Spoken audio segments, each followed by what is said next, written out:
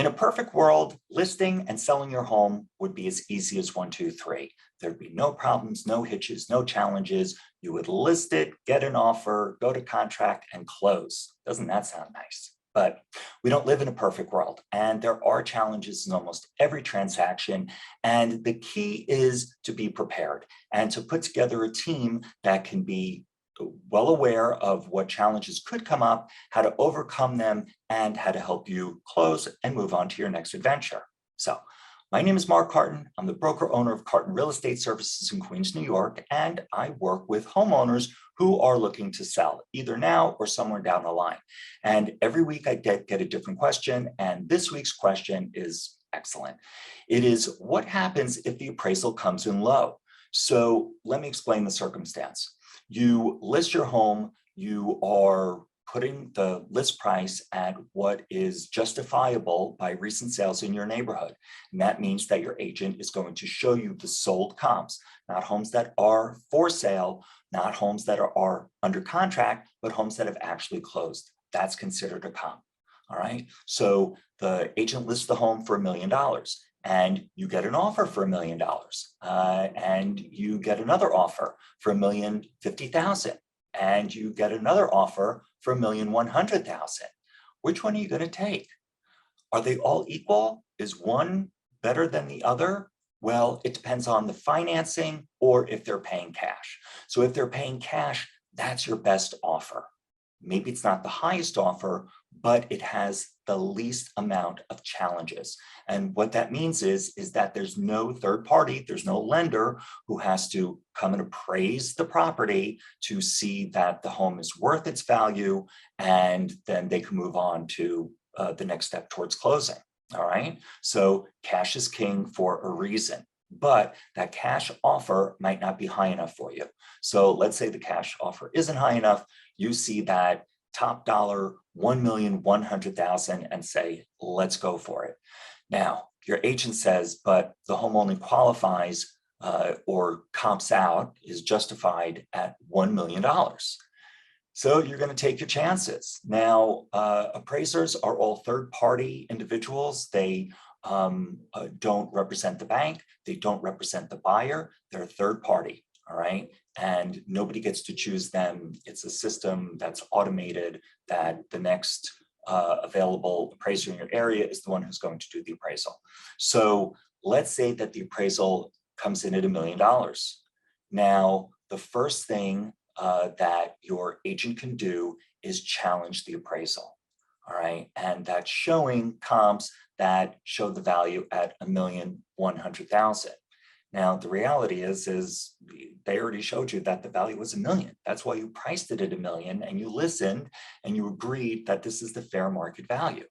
So we have a problem.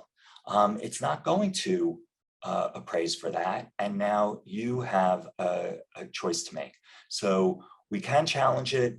We can show maybe a house that was more square footage or more highly upgraded or newer or had a bigger lot, but that usually isn't going to fly with an appraiser because the appraisal reports and criteria are preset by Fannie Mae, by the different lending oversights, and it's not going to work.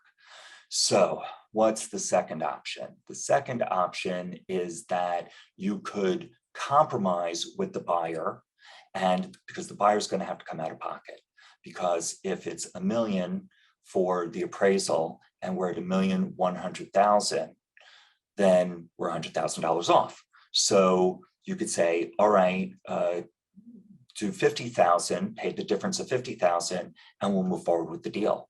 And the buyer says, no, really, I just don't want to overpay for the house. I want to pay $1 million. So this is actually, with all due respect to buyers, it's a buyer tactic, mechanism, way of doing business to win the offer. Everybody else is going to move on, all the other potential buyers, and now you're working with this buyer. So it makes you have a second thought about a cash buyer, doesn't it? So either we move forward and that buyer is willing to compromise and meet you halfway, or somewhere above $1 million, but most likely they're not. And in today's market, we're in June of 2022, there are more and more houses on the market. And maybe that buyer kept looking at other houses and maybe they found something else they like more. This is their way out. So this is a big bump in the road.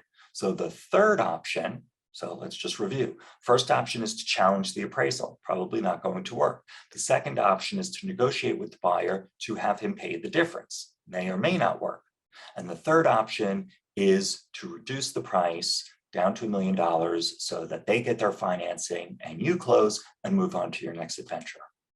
Now, there is a fourth option, and the fourth option is that you agree to disagree and you cancel the transaction.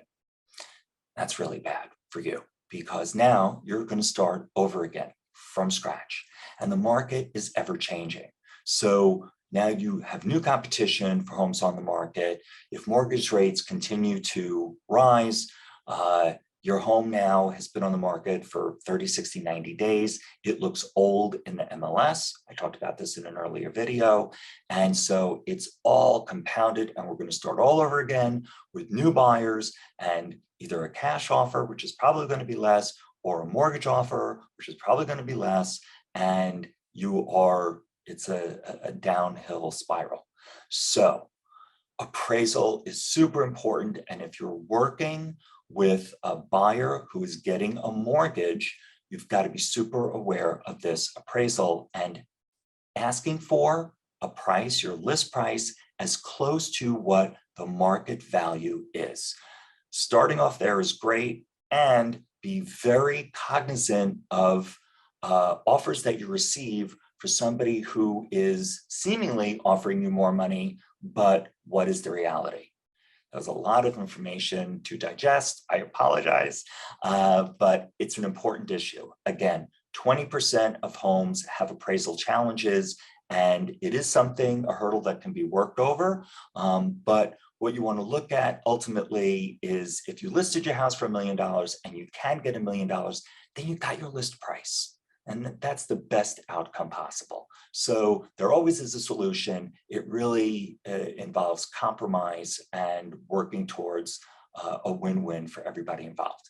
I hope that was helpful information. If you have any specific questions about your home, I'm always here to answer them for you.